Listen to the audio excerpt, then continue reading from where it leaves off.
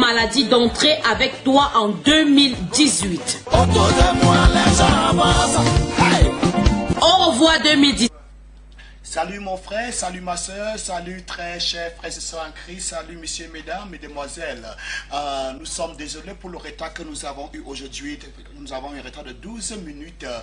Cela est venu indépendamment de notre volonté. Nous nous sommes battus pour être à temps, mais malheureusement, à cause de certaines circonstances, nous n'avons pas pu être. Je crois que vous allez nous excuser et nous croyons que la fois prochaine, demain plus précisément, nous allons faire mieux. Je veux saluer comme ça tous nos internautes du côté de l'Europe, du côté du Canada, du côté de l'Amérique, des États-Unis d'Amérique, de l'Afrique du Sud, tous ces sœurs et frères qui nous regardent dans le Seigneur, qui nous regardent pas et dans le monde au Cameroun, plus particulièrement ceux qui nous regardent depuis Living Water Channel Television. Nous croyons qu'avec ces brefs moments qui nous restent, ces 37 minutes qui nous restent, Dieu va certainement nous rendre un ministère. Je crois que c'est 37 minutes ou 47 minutes. Gloire à Dieu.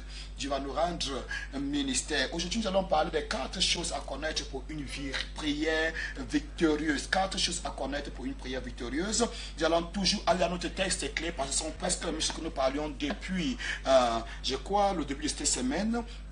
Nous allons passer dans notre texte de Matthieu chapitre 15, pour commencer. Matthieu chapitre 15, verset 26 à... verset 21 à 28. Si tu es là-bas, on pourra lire ensemble. Sentez-vous libre, ce numéro qui par lequel vous prenez le SMS aussi, le numéro WhatsApp. Si tu sens comme si tu devais appeler par le WhatsApp, il n'y a pas de problème. Nous allons vous recevoir. Si tu peux appeler par Messenger, sans toi libre. Nous allons prendre votre appel si vous avez des soucis. C'est un souci qui nécessite une certaine prière. Alors nous sommes disposés. Sentez-vous libre. Posez des questions si vous voulez aussi. Et partagez et surtout partagez la vidéo. Ok? Nous allons prendre dans Matthieu chapitre 15, verset 21 à 28. Si tu es déjà connecté, si tu es déjà scotché, nous pourrions lire ensemble si tu as ta Bible avec toi. Nous allons partir. 1, 2, 3. Jésus étant passé de là, se retira dans le territoire de Tyr et de Sidon. Et voici une femme cananéenne qui venait de ses contrées, lui cria, « Aie pitié de moi, fils Seigneur, fils David, ma fille est cruellement tourmentée par le démon. » Il n'y a pas de signal. Ma fille est cruellement tourmentée par le démon. Comment tu me dis, vas-y, quand les gens ne suivent pas? Ok. Jésus étant passé là, se retira dans le territoire de Tyr et de Sidon, verset 21. Et voici une femme cananéenne qui venait dans ses contrées, lui cria, « Aie pitié de moi, Seigneur, fils David, ma fille est cruellement tourmentée par le démon. » Verset 22, on parle verset 23. Il ne lui répondit pas un mot, et ses disciples s'approchaient et lui dirent, avec instance, renvoie-la, car elle crie, « Terrez-nous. » Il répondit, « Je n'ai été envoyé qu'au bébé pèse la maison d'Israël. » Mais elle vint se prosterner devant lui, disant, « Seigneur, secours-moi. » Il répondit, « N'est pas bien de prendre le pain des enfants et de les jeter aux petits chiens. » Verset 27, « Oui, Seigneur, dit-elle, mais les petits chiens mangent les miettes qui tombent de la table de leur maître. » Alors Jésus lui dit au verset 28, « Femme, ta foi est grande, qu'il te soit fait comme tu veux. » Et à l'heure même, sa fille fut guérie. Nous avons donné un petit peu un arrière-plan de ce texte depuis, je crois que c'était samedi, parce que pour mieux comprendre ce texte, il faut comprendre un petit peu l'arrière-plan culturel l'arrière-plan culturel et géographique de ce texte. Nous parlions d'une femme, ou bien ce texte parle d'une femme cananéenne, mais en principe, c'est des personnes qui vivent dans la région de Canaan antique, mais en réalité, ces femmes étaient grecques, vivant dans les localités syro-phéniciennes.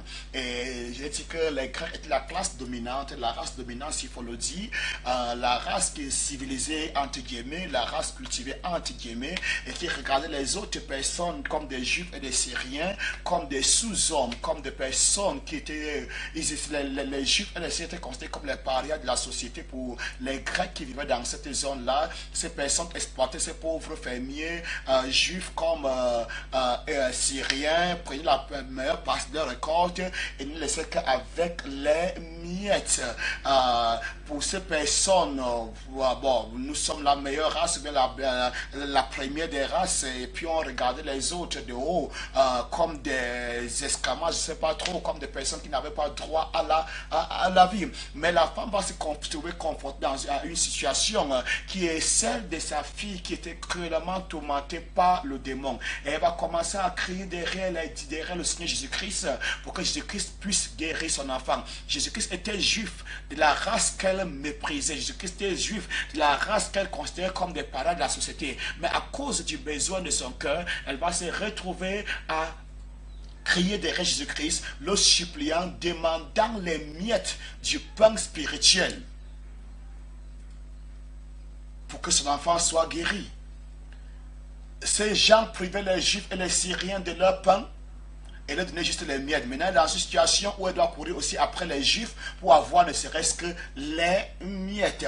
Mais nous disions qu'il y a une chose qui à considérer dans la vie de cette femme, une chose très importante, c'est le fait qu'elle avait eu la révélation de la personne de Jésus-Christ, alors que même les Juifs n'avaient pas la révélation de la personne de Jésus-Christ. Les Juifs voient Jésus-Christ comme un homme ordinaire, mais cette femme a pu percevoir dans le règne de l'Esprit que Jésus-Christ est le fils de David, le fils de Dieu tant attendu, le Messie tant attendu. Elle a pu accéder spirituellement à la divinité de Christ, à l'appel messianique de Christ. Et je disais donc, c'est comme si elle avait voyagé dans le ciel, ou bien par cette révélation, elle s'est retrouvée au ciel, parce qu'elle voyait Jésus-Christ dans sa personne divine. Et sachant que le problème de son enfant était un problème spirituel, elle est derrière Jésus-Christ maintenant, suppliant le Seigneur Jésus-Christ, avec que le Seigneur Jésus-Christ descende en enfer pour délivrer sa fille de l'emprise des démons. Donc la particularité que nous avons avec cette femme, c'est qu'elle a pu percevoir ce que même les Juifs n'ont pas pu percevoir, même les apôtres n'ont pas pu percevoir cela, parce que les Juifs n'ont pas pu percevoir cela, les apôtres n'ont pas pu percevoir cela. Pourquoi? Parce que la Bible nous fait comprendre qu'au milieu des apôtres, il y avait encore des rivalités. Il y avait la concurrence, on voulait savoir qui est le premier, qui est le deuxième, et ainsi de suite. Et quand nous savons que les gens comment... Pourquoi ils étaient premier, deuxième? Parce que dans leur pensée, dans leur esprit, ils croyaient que Jésus-Christ venait pour un règne terrestre. Alors, raison pour des luttes. Est-ce qu'en ce moment que tu vas restaurer le royaume d'Israël? Donc dans leur pensée, ils savaient que voici le fils de David qui va restaurer le royaume d'Israël et nous allons commencer à vivre comme dans le temps de David. Mais malheureusement, ce n'était pas le cas, parce que Jésus est d'abord venu pour une mission spirituelle. La mission terrestre viendra plus tard, mais sa première venue était beaucoup plus centrée sur le spirituel, délivrer les hommes de l'emprise de l'enfer et les amener dans la présence de Dieu. Donc nous disons que la première des choses, ou la particularité dans ce texte, ou bien la particularité avec cette femme, c'est qu'elle l'a perçu, elle l'a compris, elle a eu la perception spirituelle de la personne de Jésus-Christ. Et nous parlions aujourd'hui des 4 étapes pour une prière victorieuse. Nous disons premièrement qu'il faut d'abord qu'il y ait un besoin réel. Tu peux mettre ça à l'écran, Franklin. Un besoin réel. 4 choses, 4 étapes pour une prière victorieuse. Premièrement, nous devons avoir un besoin réel. Deuxième des choses, il faut la révélation. Troisième des choses, il faut la foi. Quatrième des choses, il faut la persévérance dans la prière. Nous disons premièrement, il faut un besoin réel, il faut un besoin fondamental, un besoin ultime, un désir ultime, quelque chose qui te donne un petit peu les insomnies, quelque chose qui a une certaine nécessité absolue pour Dieu et pour les hommes peut-être. Est-ce que je peux avoir ces 4 points sur l'écran? Je dis encore.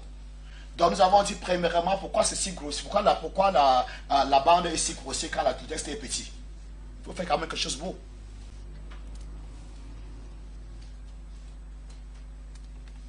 Nous disons premièrement le besoin. Il faut un besoin réel. Est-ce que je peux avoir ça? Il faut premièrement un besoin réel. Quelque chose qui est d'une certaine importance, une certaine nécessité. Est-ce que tu peux baisser la hauteur? Ce n'est pas parce que tu diminues le texte, la taille du texte. Laisse ça toujours en longueur. Comment les moindres choses il faut crier derrière toi? Tu réalises quoi? Laisse la longueur qui était, mais baisse la hauteur. Oui. Comme ça peut-être. Nous avons premièrement le besoin réel. Il faut qu'il y ait un besoin, qui est une certaine nécessité. Un besoin nécessaire, s'il faut le dire. Pourquoi nous parlons d'un besoin nécessaire? Parce que nous savons qu'il y a des choses que nous demandons à Dieu, juste pour satisfaire nos fantasmes, juste pour satisfaire notre ego. Parce que telle à telle chose, il faut aussi que je puisse aussi avoir telle chose. Donc il n'y a pas un réel besoin. Mais aussi longtemps qu'il n'y a pas un réel besoin, il ne peut pas avoir la révélation. Parce qu'en Christ, comme souvent on dit, il y a premièrement le besoin. Le besoin réel engendre la révélation. Et la révélation engendre la foi. Et la foi engendre la prière persévérante. Donc on ne peut pas prier avec persévérance sans la foi. Une prière ne peut être efficace. On ne peut pas, on ne peut supporter à prier dans la persévérer dans la prière, sauf s'il y a la foi. Tant qu'il n'y a pas de foi, on ne peut pas persévérer dans la prière. Et pour que cette foi vienne, il faut premièrement aussi qu'il y ait la révélation. Et pour la révélation, il faut premièrement qu'il y ait le besoin réel, un besoin nécessaire. Parce que c'est le besoin nécessaire en réalité qui provoque la révélation. Et quand vient la révélation, j'ai dit hier que la révélation, c'est voir les choses telles que Dieu voit. Quand nous parlons de la révélation d'une chose, nous sommes en train de dire que la pensée qui est véhiculée est celle de voir les choses telles que Dieu les voit. Quand nous parlons de la révélation de Dieu, c'est de voir Dieu tel que Dieu se voit lui-même. Donc, nous disons que, premièrement, il doit avoir un besoin réel, un besoin ultime, un besoin nécessaire. Pas un besoin pour satisfaire notre ego. Pas un besoin pour, juste parce qu'il faut que je puisse avoir telle ou telle chose. Mais ce besoin d'avoir une certaine nécessité. Tant qu'il n'y a pas ce besoin réel, il ne peut pas avoir révélation. Parce que c'est le besoin réel là qui nous pousse devant Dieu, qui nous amène à soupirer après la présence de Dieu, lui demandant les issues, lui demandant de nous accorder sa grâce et sa miséricorde pour que la chose là soit réglée. C'est pendant que je soupire devant lui, parce que ce besoin est réel, parce que ce besoin est nécessaire, autant pour moi que pour Dieu. Certainement, Dieu va provoquer la révélation. Je vais vous dire quelque chose concernant ma propre vie. Quand j'étais encore très jeune, si possible, ou bien un peu jeune, je n'étais pas encore marié, mais il était arrivé plusieurs fois que j'ai prié pour mon mariage, pour que Dieu me donne une femme, mais ces prières se sont avérées sans suite.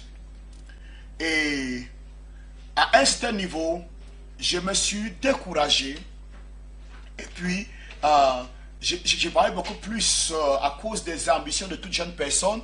Je voulais quitter la nation pour aller dans des nations que nous pensions le plus... Qu'à l'époque, je pensais que la vie était tellement meilleure par rapport à la nôtre, entre guillemets. Bon, que je pensais que la vie était meilleure, entre guillemets, par rapport à la nôtre. Bon. Ce qui fait qu'à un moment donné, j'ai perdu le goût de véritablement prier pour mon mariage. Et je me souviens un jour, j'ai eu une nuit très perturbée et je suis parti voir une servante de Dieu et la servante, et j'avais la certitude, j'avais la ferme conviction que Dieu lui avait dit quelque chose me concernant. Et je suis parti voir cette servante de Dieu, j'ai dit, qu'est-ce que Dieu t'a dit me concernant? Elle a dit, oui, effectivement, cette nuit, j'ai eu une vision. Et dans la vision, il y avait un homme à ta droite, un homme à ta gauche, et les deux hommes apparemment semblaient être des anges, d'après la personne que je recevais de ces deux personnes, que je recevais concernant ces deux personnes, et ces personnes semblaient te blâmer, disant que si jusqu'aujourd'hui tu n'es pas marié, c'est parce que tu n'as pas véritablement prié pour ton mariage. Et il est temps que tu pries véritablement pour ton mariage, parce que si tu ne te maries pas en cette saison-ci, il sera très difficile pour que tu te maries. Et là, quelque chose a frappé mon cœur, j'ai compris que c'est vrai. Dans le passé, quand j'ai prié pour le mariage, je n'étais pas vraiment très certain. J'avais l'impression d'avoir un pied dehors, un pied dedans. Je n'étais pas, il y avait comme, faut-il que je me marie, faut-il que je ne me marie pas, ainsi de suite. Donc, je n'étais pas vraiment équilibré dans ma pensée par rapport au mariage. Et quand j'ai reçu ces paroles, la conviction est née en moi. Et puis aussi la peur, parce que Dieu disait que si tu ne te maries pas maintenant, il sera très difficile que tu te maries plus tard. Alors, j'ai pris une retraite de 3 jours dans le jeûne et dans la prière. Et le jour que j'avais fini ma retraite aux environs de 18 heures, je crois, et puis j'ai pris quelque chose, je me suis un peu pris de l'énergie nutritionnelle, et puis je suis parti quelque part. On avait une conférence dans du corps de Christ dans la ville. Et quand je suis passé dans cette conférence, j'ai vu une personne qui montait, une personne que je connaissais depuis. Mais on n'avait pas de lien, et puis juste comme ça. C'est vrai que dans le passé, il y a eu certaines choses, bon, pas de façon directe avec elle.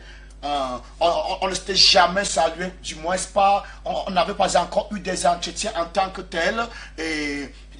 Mais le jour-là, quand j'ai vu cette personne, quelque chose est né à l'intérieur de moi, le jour même que je finissais mon jeûne. Quelque chose est né à l'intérieur de moi. J'ai vu cette personne aussi glorieuse que je n'avais jamais vue dans le passé.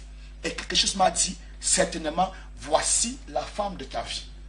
Et à partir de ce moment-là, le lendemain, j'ai commencé à m'approcher d'elle, d'abord par des camaraderies, pour avoir la ferme conviction que c'est Dieu qui m'a parlé. Et on a eu un temps de camaraderie, ça m'a étonné plusieurs personnes. Et au fur et à mesure qu'on sympathisait, qu'on était ensemble jour et nuit, à moins de, je crois, à moins de mars, c'était au mois de mars, et avril, mai, juin, on se marie, donc 3 mois de fiançailles. Ça va être plusieurs personnes qui pensent qu'il faut faire peut-être 1 an, 2 ans, de 3 fiançailles, 3 ans. Non, je me suis fiancé à moins de 3 mois, je me suis marié.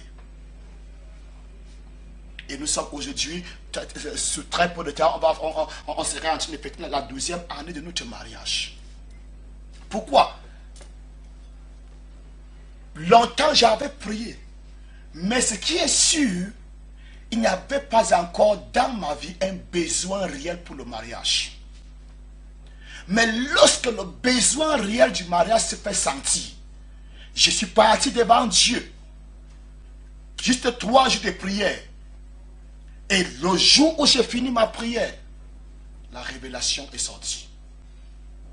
Voilà la femme de ta vie. J'avais la conviction. Et j'ai commencé à prier pendant que j'ai commencé à sympathiser avec celle qui est ma femme aujourd'hui. Donc, on ne peut pas persévérer dans la prière, sauf si on a l'assurance que Dieu va nous écouter, ou bien que Dieu a qu'il est de la pensée de Dieu de nous écouter. Amen, amen, amen. Donc, on ne peut pas parler de la persévérance de la prière. La persévérance dans la prière, sauf s'il y a la foi. Et on ne peut pas parler de la foi, sauf s'il y a révélation. Et on ne peut pas parler de la révélation, sauf s'il y a besoin réel, sauf s'il y a une nécessité. Un besoin réel, un besoin fondamental. Un besoin qui nous donne des insomnies, un besoin qui trouve sa place, qui nécessite, je veux dire, un besoin qui nécessite un exaucement de la part de Dieu, comme de la part de l'homme. Ça veut dire, l'homme est dans l'attente de l'exaucement, et Dieu aussi veut voir la chose prendre place. Donc voilà, ça nous avons sur le camp, le besoin engendre la révélation, et la révélation engendre la foi, et la foi enfante la prière persévérante, qui surmonte toutes les intempéries spirituelles, et rassure la victoire même au milieu des pires épreuves de la vie. De la prière, la foi surmonte toutes les intempéries spirituelles et physiques. Toutes les intempéries spirituelles et naturelles. Et rassure la victoire, même au milieu des pires épreuves de la vie. Ça veut dire quoi? Pour que ta prière puisse frayer son chemin, au milieu des intempéries spirituelles, au milieu des intempéries physiques, naturelles de la vie, il faut bien que tu aies l'assurance que Dieu est dans la prière que tu es en train de faire. Et comment peux-tu avoir l'assurance que Dieu est dans la prière que tu fais, que tu es en train de faire plutôt dit? Il faut bien que tu aies la conviction à l'intérieur de toi. C'est ce que nous appelons la foi. Que Dieu est dans ce projet. Dieu est dans ce voyage que je veux entreprendre. Dieu est dans cette entreprise que je veux entreprendre, que je veux créer. Dieu est dans ce voyage. Dieu est dans ce mariage. Dieu est dans cette école que je veux faire. Dieu est dans ce... Je ne sais pas trop. Tant que tu n'as pas cette assurance que Dieu est dedans, tu ne peux pas persévérer dans la prière. En d'autres mots, la force motrice qui te donne de tenir longtemps dans ce même sujet, jusqu'à l'exaucement. C'est la foi. Et cette foi vient de la révélation. Et la révélation, à son tour, vient du besoin réel. D'un besoin nécessaire. D'une nécessité absolue. D'une nécessité ultime. Je suis au point où je ne peux pas faire sans cette chose. Pas parce que ma chair revendique cela. Non, j'ai la ferme assurance que Dieu veut cette chose pour moi. Et quand je